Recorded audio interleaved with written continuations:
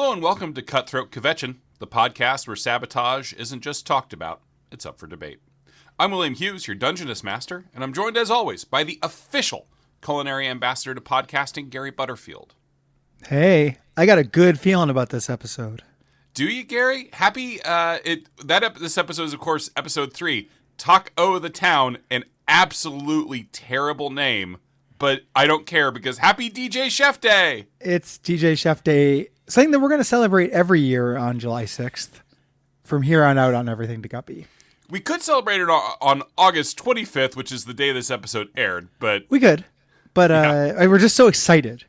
It's a July celebration. It's Chefmas in July, is what we call this. This is a very special episode of the show, one we've been waiting for a long time. But first... It's so fucked up that that's true. It is fucked up that's true. It's also, this is my favorite type of thing where, as a close-up magician... Yeah. A principle I like to think about is, the big move covers the little move. Uh-huh. And in this, DJ Chef, obviously star of the show. Yeah. Everybody else in this episode is real fucking weird too. This is a very well cast episode of Cutthroat Kitchen. It's more hostile than some of them. Alton Brown just straight up doesn't like a guy. Yeah. There's a lot going on, but as always, Will is going to tell us what happened on this day in history. Sure. Well, actually, I'd love it if... So, it's really hard sometimes to find out, specific things that happened on a day, even not that long ago. But I did find out that the New York Post archives all their stories by day of the week, and you can do that real easy. Gary, could you just read for me today in headlines? Yeah. DC Panda groomed her stillborn cub for 17 minutes before letting it fall to the floor a day after delivering healthy baby. Nice little happy ending at the end of the headline. Yeah, it's Lightning Crashes too. It's a sad Lightning Crashes cover in Zootopia 3 that plays over this. Sure. Is that a backdoor reference to the Zootopia abortion comic? No, but it could be. I was thinking that they would be likely to have a stillborn if they finally consummate their love. Which, end of 2 definitely suggests they're heading that way. Yeah. Well, in the first one, he straight up eats her out. I've seen the still shots of it. Oh, yeah, of course. Yeah. Which can't get pregnant doing that, I hope. Yeah. They've invented some technology. I mean, if you were just sucking a guy off and then you went to eat out a woman, it could happen, I guess. Yeah, or you suck if you can self-suck. Can you? You've lost a lot of weight. I can't self-suck. I used to be able to really regularly and easily lick my nipples, but that was when I was fatter. Sure, because they could reach. Yeah, that was the nipples doing, not the. Yeah, that wasn't the flexibility. That was my nipples being super stretch. A flexibility of a sort. This, of course, is a podcast where we talk about every single episode of the Food Network TV show Cutthroat Kitchen. Yeah, brand new podcast. You're getting in on the ground floor. It's only episode 3. Big day for people being like, are they really doing 2 in a row? Yeah. It's DJ Chef Day. It's DJ Chef Day. It's the happiest day of the year. It's the birth of our Lord. In the box office, The Butler, still winning it. Still winning. Still kicking the shit out of We're the Millers. Get out of here, the Millers. Yeah, you're not the Millers anymore. The Butler is the Millers. And then Blurred Lines, still top of the charts. We Hate Consent. And Marvin Gaye's lawyer is probably being like, does this sound familiar to you? And you know what? It kind of does. I cannot wait to meet the chefs here. This episode. Yeah. This is these are the chefs. These are the chefs of our lives. So let's start with Chef Mar, who ultimately I think I hate the most. Interesting.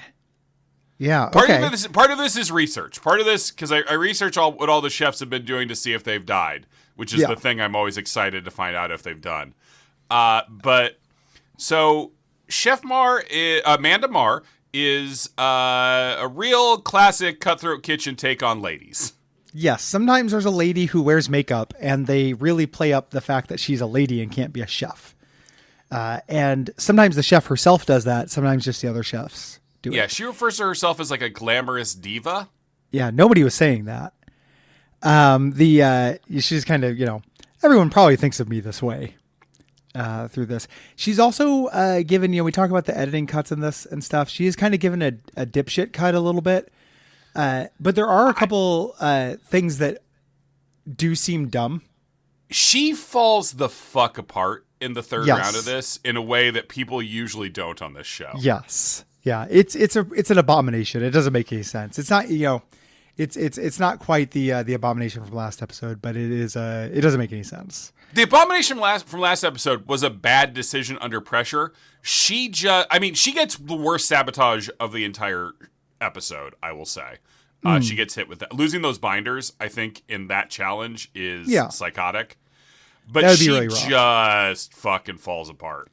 Yeah, she also could have bought that sabotage very easily. She just kind of stops thinking. Okay, well, we'll get there. We'll get to the round. Okay, is she dead? No. She's on Instagram as a culinary artist / event curator / storyteller. A lot of our chefs today are going to be that, more or less. Yeah. In a way. She has an Instagram that is 2/3 selfies and 1/3 decent looking food that she has covered in caviar. Yeah. I'm not a big caviar guy. It's surprising nobody is not a C person. I do think even when I've had it and it's been okay, it is a real bully. I do not want to cover everything in it. She has the Caviar Collective, and she puts it fucking caviar on gold leaf and on everything. And it's just like, it's food for stupid people who think they're being rich. Yes. I created the Caviar Collective because caviar is not just food. It's a moment. It's a ceremony. It's luxury that doesn't need to shout, but is unmistakably felt. I dislike this woman. I really dislike this after research stuff. In the episode, she's pretty harmless. Yeah. This stuff does suck through here. Next up, we have the nothing nobody. He's a butcher. Chef D. He's a butcher. He says he's not afraid to get dirty. Here does not have a career after this. Apparently, this is the one that draws Alton Brown's animus during this in a weird way. Yeah, he's a large, bald, slightly older black man who speaks in a very weird way. Gets very, very, very fixated on whether things are tacos. Yes, he's going to get eliminated quickly. That's why you don't get a whole lot of lore about this guy. Yeah. He also is a big guy and kind of hits the doors on his way out. And Alton Brown spends the rest of the episode microaggressing him about his size and how big of a mess he is. Yeah. And just really, really kind of treats him like shit the entire time. And then kind of scoffs at him when he gives him the money at the end. It made me think that there were actual fights that were edited out. It's possible, or it's reality TV and you're just trying to find something to say all the time. Yes, because he is the most boring of our four. Yeah, I do feel in a different episode, in a more boring episode of this Lummox could be, and this fight with Alton could be the highlight. It's just because we're spoiled that this feels so nothing. Yeah. Also, he's only credited as Chef D. I could not fucking find out one thing about this guy. Yeah. Could not find out his name. Could not find out anything else attached to him. So I have to give up my responsibility here in the most important section of the entire show. I don't know if he's dead. Yeah. If you're listening to Chef D and you're dead, please write the show so we know. He absolutely could be dead. Yeah. He could be he's our asterisk. He's the asterisk in our no dead chefs yet. Next episode, we'll do a Ouija board and see if we can contact Chef D or not. By the way, if you've ever been a contestant on Cutthroat Kitchen and you want to talk to us, do that. Yeah. I'd love to hear about it. Especially if you're on this episode, that'd be a dream. But these people are all too famous except for possibly Chef D. Yeah. Who's dead, maybe. Yeah. Should we skip this one and do this one as the finale? Yeah, let's do this as so Chef Seven here, Sivan, a chef restaurant owner, is also a very extra Cutthroat Kitchen type of guy. In any other episode of this show, he would be the focus character. Yes. He's like Agent 47 infiltrating a Cutthroat Kitchen level of this. And that's like a straight up fucking quote. He's a straight flat out assassin. He's here to erase their world. He says to people it's not an expression. He's real haughty. He's the haughty chef. every episode we get the person who's like, I fucking have more skills than anybody here. At one point he says chefs learn certain tricks, and while this is happening, he's whisking. Yeah. That's one of the basic moves of chefs. Yeah, a lot of people. Yeah, maybe I think he was probably tilting the bowl while he did it. He did tilt the bowl. That's true. He did do the BT. That is advanced. He's a very classic, the archetype of like, I'm a technician. Yes. And then he is humbled. Very humbled, even though they do gang up on him. Quite as to spoil here. Is he dead? No. He was on Chopped 2 months earlier. He lost. He was on an episode of Man vs. Child, Chef Showdown, and he beat one of the children. He beat one of the children. I don't want to pay. I don't want to. It was a po' boy challenge. Okay. So there might have been a little whisking of a batter. I don't want to pay to watch an episode of Man vs. Child Chef Showdown because I feel like I'll get put on a list. I would used to pay for episodes of just Man vs. Child before they had the cooking element. But when I would pay for it, I was just buying VHSs. Yeah. How many of those kids are in Congress now? Many. Yeah. It's actually a pipeline. It's the Farm League for Congress. Yeah. Once you've denucleated an adult man, you're ready. Yeah. Yeah, you're ready to serve in the halls of government. And seems fairly normal. At least on social media. On social media, like he's still a chef. He has like a fancy kitchen. He puts a lot of pictures of his kids on. I did highlight one comment that I found that was on a picture of his daughter's high school graduation because everyone on the internet is great. Yes. Says here, I wonder if Chef Sevan treats his daughter as badly as he treated the prodigy chefs he lost to on Man vs. Child. Yeah. Good job. Yeah. Julie C or something, I think was your name. I can't look at Instagram because Facebook forbid me for life. Oh, that's great. I think I've told you this before. When I tried to re-sign up for it for Facebook Marketplace, it gave me an error that said, you've been banned and there is nobody you can appeal this to. Like literal text. That's cool. There's not an email or anything. So I was trying to look at Instagrams here. You got to get a new college email address. I do have to get a new college. I have to go back to college. It's time for back to school. Just like time hey, Gary, to audit some classes. Shut up. It's DJ Chef time. It is DJ Chef time. Gary, I got notes about talking over you a bunch, but I think that was a completely valid shut up.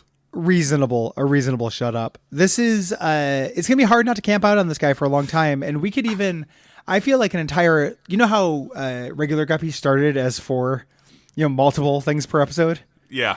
And then we could eventually just have this show become one chef per episode if they were all like DJ Chef, because they were all like DJ Chef. Even just like what he's up to now is an episode worth of stuff.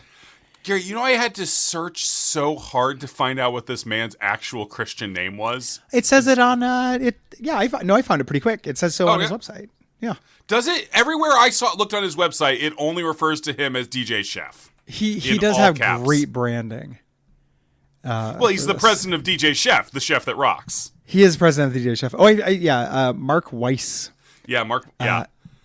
Is this fella?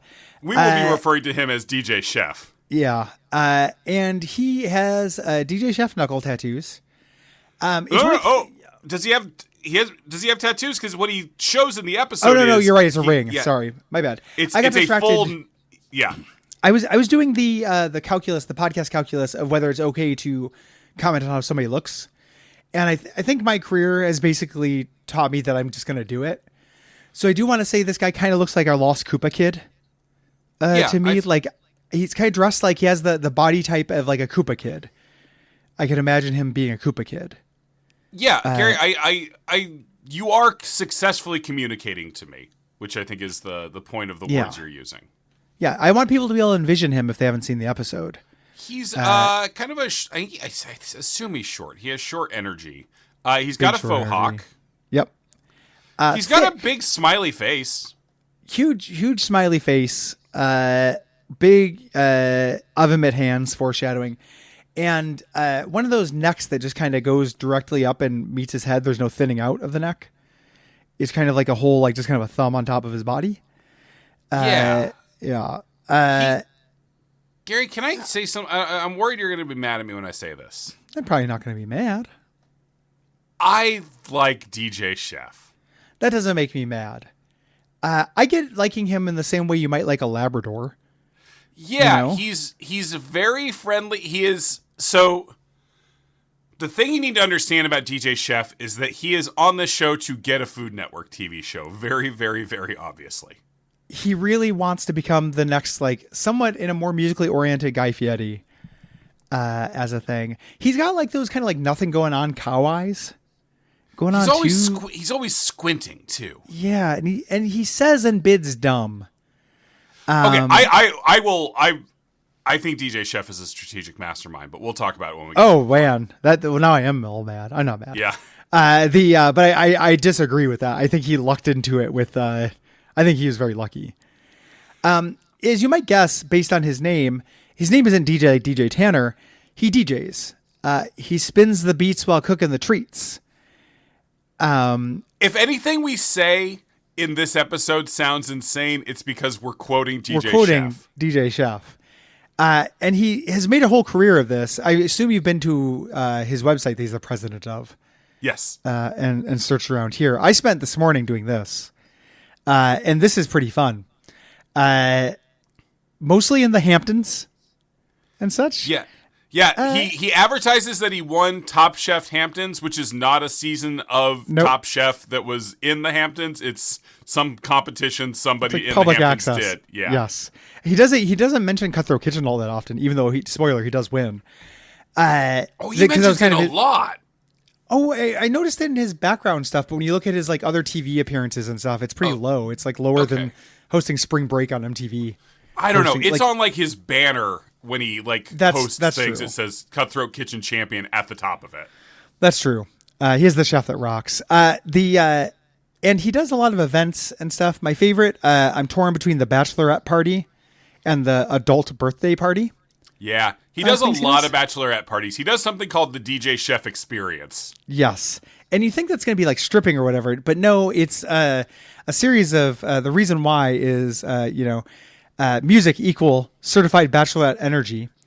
Plays hits that are guaranteed the right kind of chaos, aka bachelorette bangers, girl anthems, throwbacks everybody screams the lyrics to, and feel good party energy all night. No awkward balls, no background music. I suspect DJ Chef is a better chef than a DJ. I have a very hard time judging DJs. As something adjacent to musicians, but not quite. I don't really know what makes a good DJ. I'm also a music snob, and I don't like a lot of music that people like, so like, not audience for it. Did you notice his adult birthday thing, where it says that it's perfect for 30th birthday parties, 40th birthday parties, 50th birthday parties, 60th birthday parties, maybe adult milestone birthday parties, surprise birthday, and upscale house parties. He lists 4 different years individually. Yeah, that's well, because it's like when you turn 41, you're not gonna hire a DJ chef. Yeah, no. I clicked around on his booking, but it doesn't have like a price quote right up front, so I did not. He'd have to travel. Like the idea of getting him for Duckstream is incredible, and like I just want to know how much it is. Yeah, well, I wanted to see if spend some real dumb money. Like $5,000 would be, but plus expenses. Yeah. And that's going to get really expensive. He gets the moron edit, and this is because he has big, thick, dumb hands. They bring that up a lot, yeah. They bring up his hands, and he does have oaf energy to him, even though we're disagreeing whether he's a strategic mastermind or not. He's a little bit like a New Jersey kind of guy. Big time. Yeah, like he does have a particular flavor of charisma, but he is not hot enough to get a Food Network show. No, smiling politely. He is still around, as we mentioned. His website has a lot of good information. DJChefRocks.com, which also looks like DJ Chef Rocks. Yeah. Which I also like as a name. His great-grandfather ran like a food cart, like a greengrocer. Please, Gary, Poppy. Poppy is what we call him. He's been an inspiration and motivation throughout his life. Yeah. And he he basically goes places, plays music, and cooks at the same time, and has a wildly successful career at it, apparently. I mean, so this guy is like a proto-influencer. This guy was running the influencer game before that was like everywhere. Like this is 2013, so it was nascent. Yes. So this guy, I don't know how well he's doing because he's of that flavor of influencer where it is just constant grind set. I'm doing great all the time. There's a lot of quotes from outside agencies.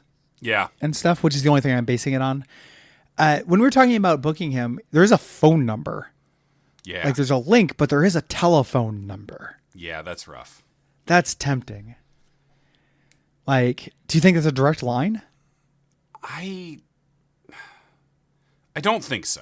I would be Probably surprised. not. Probably. It's got to be a voicemail of some stripe. But if it's a direct line, one that would give us a clue as to how well he's doing. Not, Yeah. And then also, what power? Yeah, the ability to summon DJ Chef into your phone whenever you wanted. Yeah. Like, I'm going to send this number a text on air. That is wild, dude. Let's see what happens. So, yeah, while you're doing that, I'll just note I have a long section here where I quote an interview where he talked about what he was doing during COVID. I'm not going to read the whole thing. It's pretty long, but he did. He offered to lead the parade with my DJ Chef truck. They were doing like car parades for kids' birthdays.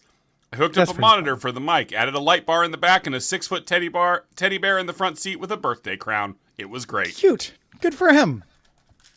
Yeah. He also has all the best quotes in this. As we're talking, Elton Brown comes out. Yeah. Gary, can I say one more thing about DJ Chef? Oh, please. Because it impacts the episode. He is the only person in the entire history of Cutthroat Kitchen allowed to put Chef second in his name, and it fucks up Alton like 4 times. Yeah, I know. Alton does not like this cast. No. Is a fun little sub kind of theme throughout this thing. Alton comes out looking good, Yeah. And he immediately pulls out a suitcase full of cash, and like as he does, and DJ Chef goes, suitcase of cash. Who has that? Is Alton like a gangster? Yeah. What? As Is Alton a opposed, gangster? yeah. It's. I really like DJ Chef. On the gangster? As opposed to Chef Savant, who says, quote, I was born in Hollywood, and so having a briefcase of money in front of me is not a rare thing. Cool, man. Yeah, that doesn't make any sense, Chef Savant. This episode has one guy who is almost not effortlessly, because he's so fucking branded, but pretty effortlessly, the main character, and one guy desperate to take that throne and failing horribly. He wants to be like the villain of it. Like a chef, chef DJ Chef. Fucking now it's fucking me up. And Savan like head to head would have made a lot of sense. Yeah. Here, but again, they team up. First one here, we got tacos. Here, and how many of our chefs forget to get tortillas? So 2. Conspiracy theory. I think they deliberately went light on tortillas in the pantry. Yeah, I think so too. It feels to set up some of the other sabotages. Yeah, I think so too. Chef D, who is a large man, gets caught in the door, and Alton spends the rest of the episode making fun of him for this. Yeah, it is pretty slapstick when it happens. He doesn't take an ingredient because he gets like bumped. He has to kind of squeeze through the door. He's dropping ingredients as he goes. It's a thing I always wanted to see, which is Indiana Jones trying to go under the door as it's closing and just like not making it. Yeah. It's like that. It's already closing. He thinks he can make it, but he can't quite do it. He's dropping things. Alan Brown, we'd like to use those doors in the future. Quit breaking my kitchen. Like a lot of shit like that. Yeah. Alan Brown is going to do a lot of weird microaggressions during this episode. Yeah, which is what we want. That's what you want from Alton. This is not a complaint. The ultimate villain. Sabotage 1, exclusive use of salt. This is a brutal sabotage, but it is also very standard for Cutthroat Kitchen. I love this I feel like they don't do this sabotage as much later. I love this sabotage. This is my favorite sabotage of the episode. It's real smart. One thing I really like about it is because it's in the first round, it's hitting 3 people. So it's not a killer on anybody, But you can literally, in the whole narrative of this round is 3 people trying to figure out what the fuck to do with this. Yeah. Because it forces you to get really creative with, and like you can literally see one person gets taken out by it, and the other 2 find ways to like get some kind of salt component in there. Yeah, kind of get around it. You know, it's one of the people who gets around it does it in a smart way, which I thought was for sure sending him home, which we'll get to. And we get to watch this as Alton Brown kind of talks out. I get to say everyone's reactions here. And DJ Chef is going to start his genius bidding here by jumping from 2,000 to 8,000. I don't think that this is I do not think this is a genius move. Yeah, this is silly. Doing this much for the as you mentioned, in terms of the game, the sabotage that applies to everybody is like both simultaneously high value and low value. You know, it's good for giving you an edge. It's bad for knocking anybody out. And once you have it, it's like, well, then it becomes a game between me and these other 2 people. That's winnable. Yeah. This one, eventually, Chef Mar gets this for 8,200. So she's got the salt and the other 3 do not. Yes. Sabotage 2 is a single ingredient steal. This is weak. Yeah, this is weak. And this is where, as you mentioned, the conspiracy theory, Sivan wants this because he wants tortillas. So he jumps to $12,000, which is insane. That's really, really high. That's almost half your money. That is for an extremely limited, like a very minor sabotage. Yeah, the idea of just he wants to get some tortillas. Here.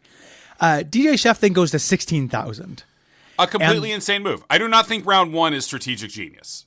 Elton's disgust at DJ Chef at this. Yes. Is very palpable. And Sivan wanted those shells really badly. DJ Chef says, I was looking at my peppers. I don't have any, my ingredients don't have anything that really is going to give us a punch, any bold flavors. I noticed the chipotle peppers, the corner of my eye, take Sivan's chipotle peppers through there for $16,000. And Chef Sivan's like, what the fuck are you doing? It's Cutthroat Kitchen, not Patty Cake Kitchen. Yeah. There's going to be a lot of it's Cutthroat Kitchen, not blank this episode. They do a lot of that. Like, I do think taking the peppers was the right choice. Like, because in a taco challenge, everyone's grabbing multiple proteins, so you can't kill someone by taking their protein. Well, this guy ends up losing his protein anyway. Sure, something as well. The next thing. So if he had taken that, nothing would have happened. He would have been, it is probably the right choice. I think that taking, not everybody got multiple proteins. The first chef just got shrimp. That would have fucked her over. Like I think this was a bad move. Okay, personally. The Sabotage 3 is Bologna, aka Bologna. A lot of conversation about the proper pronunciation of bologna or bologna in this. Gary, we need to come to do you want to say Bologna, Bologna, or bologna? I want to say bologna because that's how the meat is pronounced. I'm with Sivan on this. In Italy, it's pronounced Bologna. Yeah, but not Bologna. It's never pronounced Bologna. No, of course not. Alton's a fool. Yeah. And we hate well, he's doing this on purpose to make everybody mad. This is like a hidden sub-sabotage. Okay. Yeah, just like, putting that in people's brains. It's kind of, it works. It gets through to Sivan. Yeah. Like, it's in his head. He does not like it. So, so this is mean. This is lose all your protein and replace it with Bologna. Yes. Which, if you had a shell, I think this would be fine. One, Sivan does, realize bologna is salty, which is good. But you cube this up and you crisp it up. I think you can make a taco out of this that would taste good.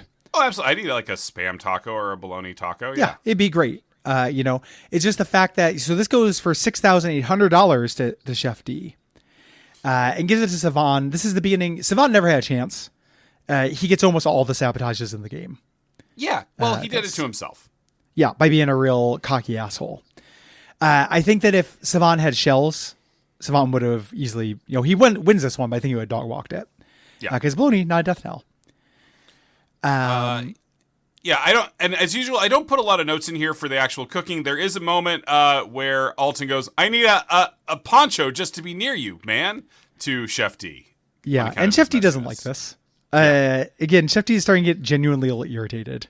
Yeah, the beginning, we can see the start of Chef D's inevitable, and I'm almost certain it happened, death. Yes. Chef Mar did not get shells and instead got pineapple and is going to make kind of pineapple planks to serve shrimp on. Which Probably sounds tastes tasty. good, isn't a taco. Would taste good. Not a taco. There's a mid-round sabotage. Lots of mid-round sabotages in this episode. Mm-hmm. And it's no heat for 10 minutes, which is pretty huge, depending on what you're cooking. Yeah, as it goes, Savon gets it for cheap. Mid-round sabotages basically always go for cheap because they're distracted. Yes. And Chef Mar's like, I already cooked all my stuff. So it was. Yeah, Savon gives it to Mar. The thing I thought was interesting about this was Ellen Brown says you got to choose right now. Like he doesn't let him look. Yeah. And kind of check because that would be a huge disadvantage. She gives it to Chef Mar. Chef Mar is basically all cooked, so it doesn't matter. I mean, could have genuinely taken DJ Chef out right then. Easy. We know in hindsight. DJ Chef gets hit for undercooked fish anyway, so. Yeah, Alton even tells him this as a pro tip. He even says, DJ Chef has just put his tilapia on. Yeah. We get more Majumdar. They shoot multiple ones of these in a day, obviously. I want, there's some weird ADR in this episode. I do wonder if this got moved around or edited or something. And that's Possibly. Why. Because they don't usually do 2 judges in a row. No, I think they do shoot multiple ones. Yeah. With this, but they usually mix them up. I think they're shot at the same time based on behind the scenes stuff, like seeing the little aftercare, the after parties. Yeah, Gary, can I ask you a serious question? It's here in the notes. Yeah. Does Simon Majumdar need to tuck in his fucking shirt? I think he just wants that kind of oaf belly. Because I think he used to be a lot fatter. Yeah. It's I've lost some weight. I've been driven to tuck in my shirt more. It's a real thing. He just looks like fucking Scrooge in his nightshirt to me, man. Yeah, I don't know. He needs to get there. He's on the journey. One of the things I was thinking about with Majumdar in this episode is the lack of small talk. Like they really get to it. I forgot that predates the does it taste good? Does it look good? Does it really remind me of a taco? Yeah, they had not yet. No bobs, none of that. No bobs. It's early days. Early installment weirdness is what we call this. Gary's speaking my language. Yeah, me and Will are on the same page with that. Television trope. Yeah. Only thing that Ellen Brown says is, do you call it taco or taco? He goes, I called it taco before it was beaten out of me. Now I call it taco. That's a great song, Majumdar, man. Thanks. You've been rewatching that TikTok. I have been rewatching that cameo. Yeah. Chef Mar, a tropical taco, a grilled pineapple and shrimp. This is just shrimp on top of grilled pineapple. I think she's got a salsa or something. They irritated me in this episode because they named their foods instead of saying what they were. Yes. Yeah. Well, it does let us DJ Chef gets his Beg and Baja tacos. Yeah. So this is Chef Simon Majumdar. Pineapple has brought down many chefs in my presence. One thing I love Simon Majumdar, as you know, he does have a bunch of weird little individual taste things that he will totally bring people down for that you could not predict. Yeah. Pineapple, perfectly cromulent food, great Mexican food, and stuff. And he just doesn't like it, is the implication here. No, I think it's more, it's one of those things chefs reach for when they aren't being creative. Is it? Because I know that about truffle from this show. That's right? The implication I'm getting here is that people throwing pineapple in as a curveball to make their food seem interesting. Okay. Seems like the kind of thing that would irritate a judge after a while. I maybe didn't pick it up because I love pineapple and stuff. Yeah. You fucking love it, man. I know. I do. My favorite fruit. We went to the new Asian market over at Mall 205 yesterday. They had I didn't know juice. There was one. I'm very excited. Oh yeah, there's a Japanese import shop over there, and then there's a really good hot pot place, and then there's a big ass Asian market, ranch market. It's good. I recommend it. Yeah, I live in the Asian market district. That's true. You're right by Fuban, not right by Fuban. Don't track down and kill Gary. Don't kill me. I'm near Fuban though. But I'm actually between 3 of them. There's 2 other ones on 82nd, on kind of equidistant. God damn it, I'm triangulating my position. You really are, dude. You said the street. I know. People know could look over where Fubon was.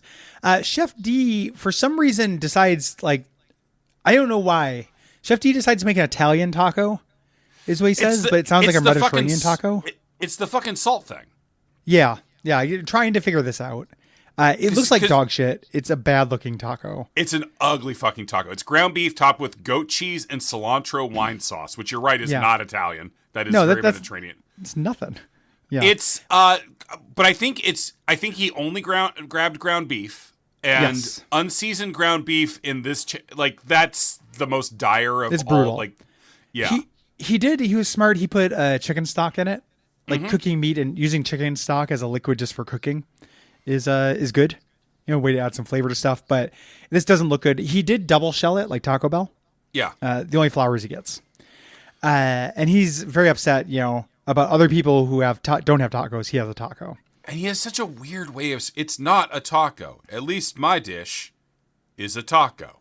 Yeah. Partly just him being a big black dude kind of gives him like the champ energies. Like he kind of, and speaking kind of slow, he's kind of got like the champ. Yeah. Like the champ is retired to cooking. DJ Chef, wonderful moment in this episode. Really, really a beautiful moment. Really holds out his hand to shake his hand. Like a person. Yeah. DJ Chef puts his hand out for a second, thinks better of it. Like he does make a hand for just a second and then makes a fist and goes pound it out. And like, that's a great thing to do to Simon Majumdar. Simon Majumdar's credit, pounds it out. Pounds it out with him. What we got here is DJ Chef's banging Baja fish tacos with tilapia, Baja sauce, and salsa cruda. And the fish is undercooked. Yeah. No excuse for this. Really not. Yeah. He had his only sabotage here was the salt thing. This is a great looking plate of food, but I would be mad about the fish being undercooked. Yeah. And tilapia does need salt. Alton pointed that out before. Tilapia is a bland fish on its own. Yeah. Simon likes the Chipotles. So $16,000 well spent, according to DJ Chef.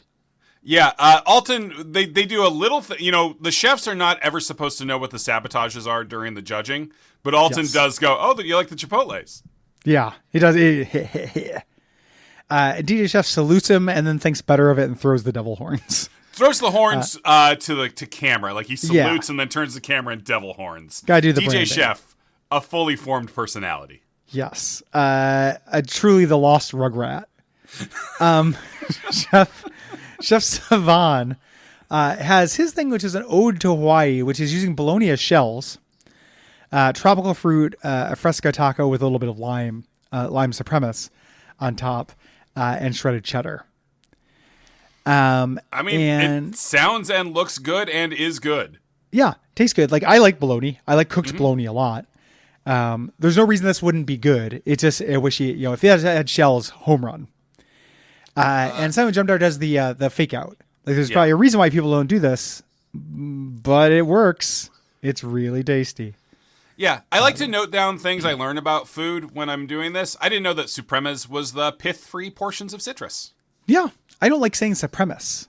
Lime supremus. It does sound like, you're a supremus. It sounds like a lime supremacy kind of thing. Now, that is the one where Matt Damon was sick, so his cousin was in it. Yes. Yeah. Sad that he couldn't make it. It was a big takeoff one too. If I recall. Dat Mayman. Yeah, Dat Mayman. And of course, Chef D gets eliminated for a big messy plate with no salt. Yeah. Chef D does not like this. He's upset. Alton Brown is like, I see that money. I want it back in my case or something. And Chef D gives him a look like, I'm going to fucking kill you after the show. Yeah. He's like, there's a lot of genuine animosity here. His last words on the episode are, I'll be back. He was never seen again. He was never seen again. Even on the internet. He retired from the internet. A little update. My text of what up, DJ Chef has not been answered yet. Thank you for the update, Gary. Yep. I'll let you know if it pops in. That would be incredible. What a breaking story. That would be revolutionary podcasting. Really, really breaking news. Yes. Very exciting. All right, we're on to round two. Round two, Eggs Benedict. And Savan is so fucking excited. At one point he says he wishes he could kiss Alton Brown about this. He loves making Eggs Benedict. Because Eggs Benedict doesn't... This is a mean challenge, generally, because it is it has a lot of things to fuck up. But, it's a technique forward meal. Yeah, which they don't often do on Cutthroat Kitchen because they know what's going to happen. And they also cut them to 20 minutes, which is also very mean. Very mean. Sabotage 1 is quail eggs, replacing all the regular eggs with those. Savan buys these and gives them to DJ Chef because he has oven mitt hands. Yeah, this is for this was for $5,000. I think this is the first sabotage in the whole episode to go for the right amount. Yeah, this is about right. Even though, again, to DJ Chef's credit, he does good work with it. This is what you would do with this. And this is worse than it sounds because you also have to make the hollandaise out of this. So you're dealing with these tiny egg amounts. He does say a weird sentence, though, where he says he's going to use oven mitt hands to bake those tiny eggs and show me what kind of DJ he really is. That's so you're so close. Weird. You had a 50-50 chance of saying the right job. Show me what kind of DJ he really is. Yeah, with quail eggs in his oven mitt hands. That's how you tell what kind of DJ you are. Yeah. One of my favorite tiny things of all time is somebody has to improvise an insult and they do a really bad job of it. Yeah. Like, I really like it. I wish I could bottle it. Like, somebody gets angry and says something and it just doesn't make any fucking sense. I've told the story before. But when I first started at PSU, there was a serial masturbator before me. Not in the position. I couldn't. Those were pretty big shoes to fill with cum. But I couldn't do that. It was a guy who was going around jerking off in front of people. And I saw the notes. I was digging through my predecessor stuff. And my supervisor at the time saw him and chased him out at one point, which is what you do to a masturbator. And the guy at the bottom of the stairs goes, "I'm sorry." And Doug, my supervisor, goes, "No, you're not." Yeah, I mean, which I really like. Accurate, like it's accurate, accurate, but not the comeback. You know, it's like, no, that's well observed, but it doesn't sound like a cool insult the way I think you probably did when your blood was up. How many loads would it take to fill a shoe? For me or for the average man? Let's go with you. Like 2. Yeah. Well, you have such tiny little feet. I do. I thought you were talking about a baby shoe, which is kind of how I have to do it. So yeah. No, we've all read Hemingway. Yeah. Yeah. Sabotage 2 here. Whisk. Yeah, it's a basket that says whisk. You can take one opponent's whisk. I assumed that because that's like nothing. It's not nothing, but I assumed you would take both your opponent's whisks, but no, you have to aim it. And it's just whisks. There are no forks in the kitchen, and there are no blenders or food processors, but they had like those spatulas that have the grating in them and stuff. Yeah, it's not quite the same. Not quite the same, but it does feel like something you could get around. You know, I think this is an appropriately priced sabotage as well. Yeah, so we get into a thing here where Savan is not really bidding through the rest of this episode. Yes. And Mar and DJ Chef both kind of know they're going to give it to each other or both give it to Savan. Yes. There's an alliance. It's classic reality TV here. The biggest error in this episode is Savan taking it easy this round for bidding. That's just stupid. Yeah, the thing at this point, DJ Chef only has $9,000, which is enough to get basically one more sabotage if your opponents are pushing you. Yes. Yeah. But he ends up getting like 4 more because his opponents completely fuck up the bidding. Yeah, they just stop. You know, again, I do not think he's a genius bidder. I think his opponents are bad at it, for me personally. DJ Chef declares the immortal line, "Payback, biatch." Yes, making Savan his biatch. Sabotage 3, classic. It's a camp stove. Chef Mar gets this for 4,100. Alton calls this a death sentence. I don't think so. This is something I think that... Go ahead. So, camp stoves don't do even heat, right? Or nope. they basically go full blast. Yep. Like, poaching an egg in that environment is very, very hard. And one of the things that can make a hollandaise split is too much heat. So, like, in a technical challenge, this is pretty nasty, I would argue. I think it's bad. I think you could make it work. What ends up sending him home is the whisk. Ultimately, it's the it could have been the heat, I guess, that made it split. It's the sauce splitting. Poaching an egg, you can boil water on a camp stove. Sure. Through this, like I feel like you can poach the egg, okay, and also it turns out poaching eggs is optional for this challenge. Infuriatingly, yes. Infuriatingly. I'm not saying this is good. I just feel like this is something that like this. I don't think this is what sends him home. I think this is doable. Savant says a weird thing where he ran his restaurant for 2 years off of camp stoves. That's a really like it was for woodland creatures. Yeah, that's fun to imagine. This like severe little man. Yeah, just being like, I'm gonna fucking assassinate this squirrel by giving him a really good Benedict. There is a mid-round sabotage here that is handled really well. Yeah, this is to hand juice oranges enough to fill up a glass.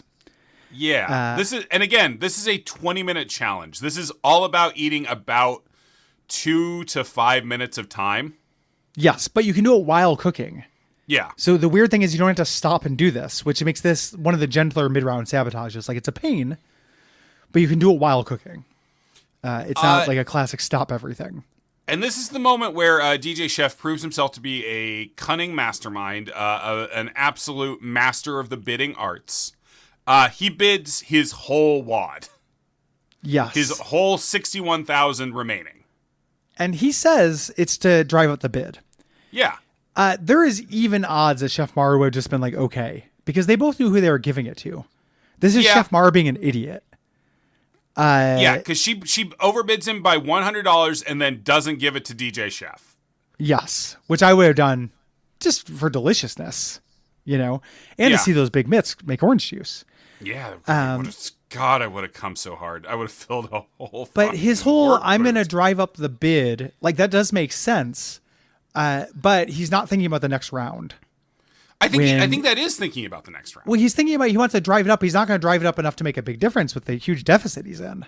I know, but at least it's better than letting her letting her roll into round 3 with like she bid the only thing she's had before this is the salt thing, so she's down to what 17,000. She also had the camp stove. She ends up going into the final round with 16,000. She ends up losing about 10,000 total, roughly. I still just think he lucked out. I think Chef Mar is not good at bidding. Okay. Yeah, or he's a strategic genius who's working all the angles. Possibly. He gives us Savan who dog walks it. No problem. Just makes orange juice really quickly. And then stunts on it by garnishing it and like making it drinkable. That is very good. That is the one moment of this episode where I'm like, that is nice. That's delicious evil. And then Simon Majumdar drinks it, even though it's probably got egg in it and stuff. All kinds of raw egg and stuff from his hands. We get into our judging here. Wait, Gary, we have to say these 2 lines do you want to be Chef Mar or do you want to be DJ Chef? I'm going to be Chef Mar here. All right. You're putting a lot on me, man. Yeah. Listen, it's Cutthroat Kitchen, not Make Friends Kitchen. That pause is important. Booyah! And then booyah. Classic booyah, sign of the devil. DJ Chef. The chef that rocks. He rocks so much, Gary. He rocks. He's a strategic mastermind and his food looks okay. His logo is a fork giving the sign of the devil. And in the chef that rocks, the letter A in that is replaced with a skull and crossbones. It is, yes, the poison sign. The poison sign that you want on your food. That's like if you were a private chef and you put Mr. Yuck in your brand. Yeah. It's, we are judging down here. Chef Mar decided not to make a poached egg. Makes me so goddamn angry. Now, I was thinking about this, and I was like, I would still really like an Eggs Benedict with a fried egg. That would taste great. But it's not a fucking Eggs Benedict. No, Eggs Benedict needs to be a poached egg. She also does not put very much sauce on it, which I really want a lot of sauce on my Eggs Benedict as well. Yeah. This would taste fine as a breakfast sandwich. It's got pancetta. Pancetta is amazing. Yeah, it's got mushrooms on it, which I'm not usually wild about. This is Mandy Fancy Eggs Benedict because her name's Amanda. Yes, and her daughter really likes fried eggs. I thought either her, and Simon calls out the lack of sauce here, and Alton is like, "Yeah, fuck yeah, I did that." He does a full stone-faced arm cross. Like he stands full up, arm crossed. It's such a good little move. Like M. Bison. It's the so same pose that M. Bison does when he wins. Yes. Like, oh my God, he's having a day today. DJ Chef, however, took it even one step further, he said. And these are 4 little miniature eggs Benedict with poached quail eggs and smoked salmon. Yeah, this looks like a good meal. I would eat this. I'm not a smoked salmon guy, but otherwise looks good. Eggs are overcooked. Hard not to do with these miniature eggs. And then, Chef Sivan has a Gravlox Benedict. So his egg is overcooked. Like, he talks about how he's perfectly poached the egg. Never say he that. He doesn't get the, and it ain't, but Simon does say the egg is overcooked. Never say that to anybody. Gravlox Benedict sounds like a supreme ruler of the spaceways. No, he has seen the immortal time stream, and he determines who can or cannot pass through it. Yeah, and is right to do so. Yeah. Eggs are overcooked, the sauce broke. Can we be very fucking clear? We are not questioning Gravlox Benedict's right to control the spaceways. No. And it's only because he decided not to look upon Chef Sivan with favor that he even goes home. If Gravlox Benedict had been more generous that day. And it's not because we're worried that Gravlox Benedict will cast us into the infinite darkness, right? No. We do not want to get go into the time stream and wake up in a mall in 1990s San Dimas. But it's not fear. It's not fear of becoming our own uncles, which he could do on a whim. He is Gravlox Benedict and he is all powerful. It's right. It's morally right that he controls the spaceways. I just got distracted by thinking about who I'd have to fuck to become my own uncle. One of your aunts, my friend. One of my aunts, but I was trying to. Well, it could be. I could be the uncle. I could just be my mom's brother, and then have sex with one of my sexy aunts, not by blood. I'm just trying to figure out the way to make the least gross. Well, it's either incest or you're becoming your mom's brother. Yeah, which is a kind of incest. You'd have to be rebirthed from your grandmother. Ooh, yeah. That's weird.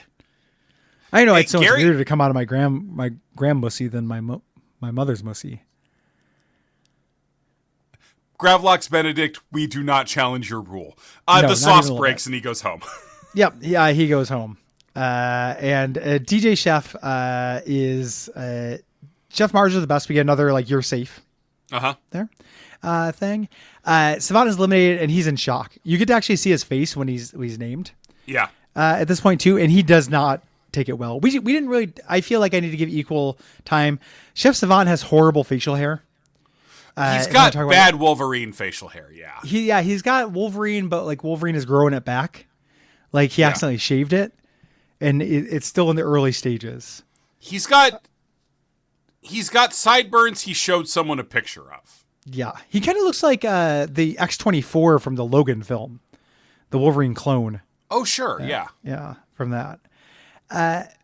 Final round.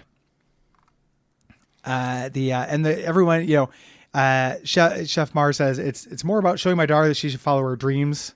She's working this daughter narrative a little late in the episode. Way late in the episode. This is crab cake. Here, and they throw everybody kind of a sabotage by giving everybody live Dungeness crabs. Yeah, they throw me a sabotage because there's some close-ups of live Dungeness crabs. Yeah, I'm not a big seafood person. I do love a crab cake. I would not make one out of a live crab. Because Alton's a scamp throughout this episode. He emphasizes they've got 30 minutes as though he's being generous, as though he doesn't know that they're about to have to cook and break down murder. Yeah, they have to deal with the moral implication of this before they even deal with the culinary implication. DJ Chef does not. DJ Chef has killed his crab within the first for no 30 reason. Seconds of the and ultimately doesn't end up using it. This crab dies in vain. It's incredible. Yeah. It's really funny. There's a worse injustice here, though, and it's how Chef Mars says plantain. Yeah, I do not like that. It's very similar to bologna. Plantain. It's plantain, you motherfucker. I had to look is there have I been saying plantains wrong? But no. It's not plantain. Yeah, plantain. This is caviar-addled brain at work here. And DJ Chef says he came here to prove a culinary point. A DJ Chef can cook. Something that's never been disputed. It makes me so happy when he said, I'm just like, that's the thesis of the episode. That is, a cat is not a dog. Like, nobody has ever been saying that somebody couldn't chef and DJ at the same time. Gary, he came here to prove a culinary point. It is a culinary point. A DJ Chef can cook. Yeah. Nobody ever thought of it before. Nobody's against it. Just nobody ever thought of it before. So we have our sabotage, mid-round sabotage as always in the third round. They're all mid-rounders. The first sabotage here I think is too mean. I think this is too much and it's too fucked up. Yeah, it's really fucked up, but it goes for nothing. And Chef Mar just forgets to bid. Again, I think this is Chef Mar just loses this game more than anyone wins it. Like between the last round and this round, true. Huge mistakes. The sabotage here is losing all of your binders. So all your eggs, breadcrumb, mayonnaise, anything you would use to make a crab cake. Yeah, turn crab into a crab cake. Goes for $1,600 from DJ Chef. Insane. She came in with such a cash advantage in this round, and she just fucking squandered it. Should have dog walked him. She has a good idea for a second though. This is what I would do, but then she's really psyching herself out about this crab. She's like, I'm going to use fried plantains and crush those into kind of a breadcrumb. Sorry, fried what? Fried plantains. Yeah. And then was going to use the oil from cooking as a binder as well. Yeah. I think this would work. I think if you did this with the crab and a thing, you could make something that kind of held together a little bit. Yeah. Enough to fake it. But she's like, I have no time. And it's just frying plantains. That's not going to take that long. And all she ends up doing is overcooking the plantains. Yeah, and just using them as a plank. Like, it's her classic move. She loves a plank. Yeah.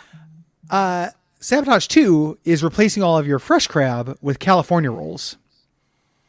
With crab with a K. Yeah, with K crabs. Chef Mar goes, fuck. Yeah. I really like that. And Alton Brown goes, what'd you say? And she goes, oh, goodness me, or whatever. Yep. But I like this little bit of humanity in her. DJ Chef gets it for $2,500. Because Chef Mar thinks he's going to give it to her. But Alton emphasizes that you could give it to yourself, which is what he does. So his crab can just go off to Crab Valhalla. Yeah, without being cooked, even though it is already killed. So you have this now there's this counterpoint between this dude just like calmly like removing the crab from the California roll and this woman like losing her mind trying to get crab meat. Yeah.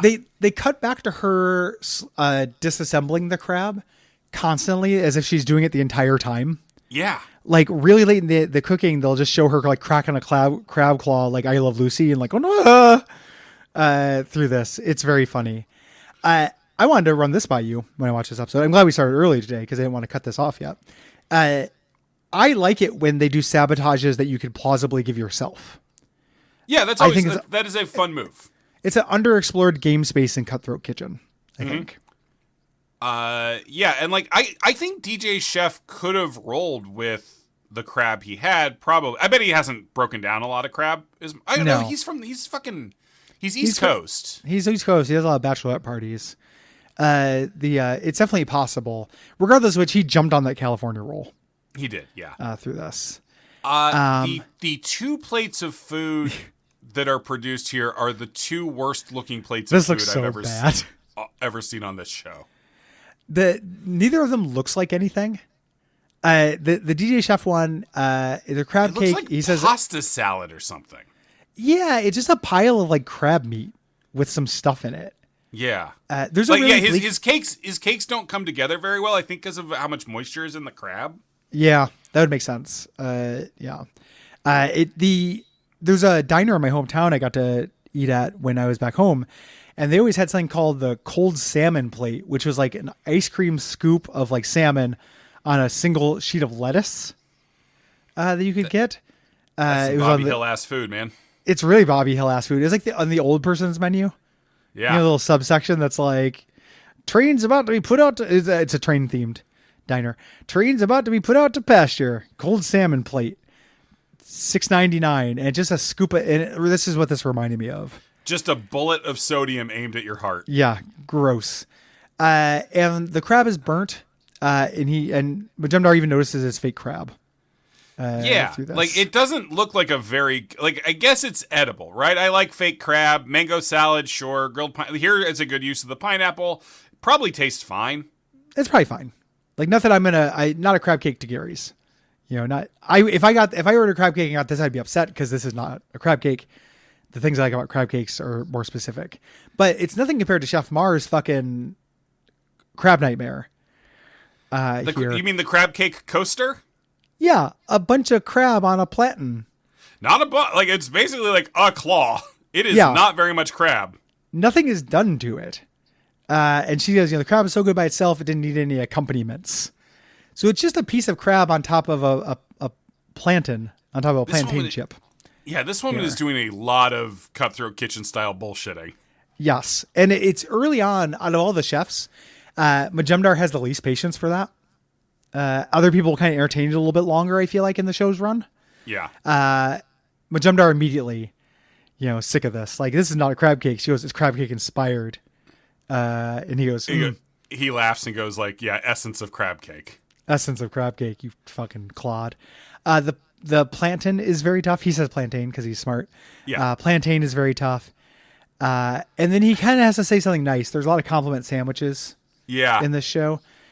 He says adding the arugula was a nice peppery bite. That's so mean. It's really bleak. Yeah, just like the leafy vegetable that you didn't cook and you put all this on top of did add some flavor that I liked. God did a good job when he made this vegetable. Yeah. The end. And DJ Chef wins with $2,000 left. Yeah. Lowest amount won so far. One of the lowest amounts all time. I think somebody ends up winning with zero. Yeah, they do definitely. I remember that episode. And Alton is not happy about this crop of contestants. I get the sense of generally not. No, I think this was these are not great Cutthroat Kitchen players, other than DJ Chef, who's a strategic mastermind and played everyone like a fiddle. Because think about it, Gary. Sure, he only left here with $2,000, but he's been advertising himself as a Cutthroat Kitchen winner ever since. I mean, the exposure is a big part of Cutthroat Kitchen. I mean, genuinely, yeah. It's part of the reason why we should get on there. It's why Chef D is gone. Chef whom? Exactly. Yeah, exactly. He does win it. Things are only looking up for him. He's going to do a lot of bachelorette parties and be on a couple other shows. COVID's going to hit, and he's going to roll with it with his 6-foot teddy bear with its birthday crown. Yep, nice thing to do. I like that. It had his banner on it though. Yeah. It was for advertising to children, and he's going to have to add that he can do 10-year-old, 20-year-old parties as well, not just 30, 40, 50, 60, and milestone. Imagine DJ Chef trying to do a party where no one's allowed to drink. It's pretty, yeah. Because the thing about DJ Chef, when you're saying you like DJ Chef, I had the thought, I'm a not always the nicest person. I tend to be nice in real life, but I can. Yeah. I can meet somebody and realized there was a moment I was supposed to go no during. Yeah. Well, you deployed the sarcastic version, which is good. But if I did meet DJ Chef, if I was drunk enough, I would be like, hey man, you into any bands? Like, I feel like I could be susceptible, but it would need a lot of liquor and then like a bachelorette party environment. I need to hear some tunes that get everyone screaming the lyrics. You never asked me if I'm into any bands. Huh? I know what bands you're into. What bands am I into? Hamilton. If people enjoy, this is another episode of Cutthroat Kvetchin. If people enjoy this show, what should they do, Gary? Go to patreon.com/Duckfeed.tv. It's finally the pivot. It's finally the pivot. We did 2 of these in a row. It must be the pivot. Yeah, join us. It must be pivot. I'm enjoying it. Go there. You can also leave us ratings, reviews on Apple Podcasts, Podcast Addict, anywhere you can find podcast. Give us a 5-star review. Oh yeah, like this one left on Apple Podcast by Noah's Arcana. I wonder if that's a Noah's Arcade joke. I would think so. Or just a Noah's Ark, maybe just. I don't know. I hope I never get out of this labyrinth. A bizarre and hilarious podcast that essentially amounts to two close friends trying to hurt each other's feelings. Perfect show, no notes. Well, we changed it. Yep. Yep. No longer is it perfect. There's not a lot of emotion. There's not room for emotional damage when we're talking about things we're actually interested in, i.e. the 2013 reality cooking show Cutthroat Kitchen. The reason why we were so mean before is because we weren't actually interested in what we were talking about. I didn't actually bored. like The Binding of Isaac. I got bored.